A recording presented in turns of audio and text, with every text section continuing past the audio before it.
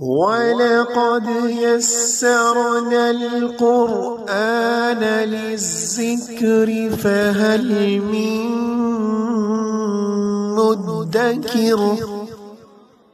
اور یقیناً ہم نے اس قرآن کو نصیحت کے لیے آسان ذریعہ بنا دیا ہے، پھر کیا ہے کوئی نصیحت قبول کرنے والا؟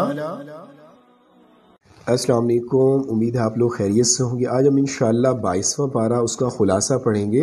میں ڈسکرپشن میں لنک دے دیا کرتا ہوں، جو حضرات خود پڑھ سکتے ہیں وہ ٹائم نکال کر وہ خود 2 منٹ میں یہ پڑھ لیا کریں، اور جو حضرات نہیں پڑھ سکتے وہ 5 منٹ کا یہ کلپ سن کے جایا کریں تراویح میں۔ انشاءاللہ آپ کا ایمان اور تازہ ہوگا۔ بلا تاخیر ہم اپنا 22ویں پارے کا خلاصہ سٹارٹ کرتے ہیں۔ اس پارے میں 4 حصے ہیں۔ نمبر 1 سورۃ احزاب کا بقیہ حصہ، نمبر 2 سورۃ سبا مکمل، نمبر 3 سورۃ فاطر مکمل، نمبر 4 سورۃ یاسین کا ابتدائی حصہ ہے۔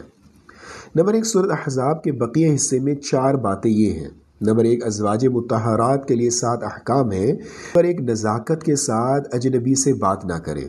نمبر 2 بلا ضرورت گھر سے نہ نکلیں۔ نمبر 3 زمانہ جاہلیت کی خواتین کی طرح اپنی زینت اور ستر کا اظہار کرتے ہوئے باہر نہ نکلیں۔ نمبر 4 نماز کی پابندی کریں۔ نمبر 5 زکوٰۃ دیا کریں۔ نمبر 6 اللہ اور اس کے رسول کی اطاعت کریں۔ نمبر 7 قرآنی آیات کی تلاوت اور احادیث کا مذاکرہ کیا کریں۔ اسی طرح مسلمانوں کی 10 صفات کا ذکر ہے۔ نمبر 3 نکاح رسول، جب حضرت زید بن حارثہ اور آپ کی پھوپھی زاد حضرت زینب رضی اللہ عنہ کے درمیان نباہ نہ ہو سکا تو ان کے درمیان جدائی واقع ہو گئی، تو اللہ کے حکم سے خود آپ صلی اللہ علیہ وسلم نے حضرت زینب سے نکاح کر لیا۔ نبی اکرم صلی اللہ علیہ وسلم پر درود و سلام کا بھی حکم دیا گیا یہاں۔ اسی طرح سورۃ سبا میں 2 باتیں مذکور ہیں۔ نمبر 1 حضرت داؤد اور حضرت سلیمان علیہ السلام کا قصہ ہے۔ نمبر 2 اہل سبا کے غرور و تکبر کا واقعہ ہے۔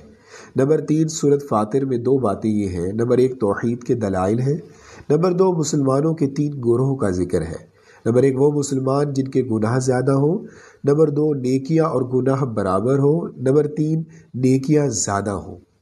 نمبر 4 سورۃ یاسین کے ابتدائی حصے میں 2 باتیں یہ ہیں۔ نمبر 1 رسالت، نمبر 2 قریش کی مذمت۔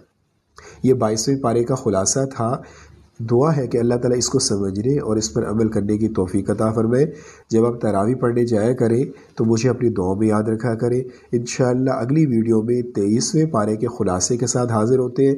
تب تک کے لیے اللہ نگہبان۔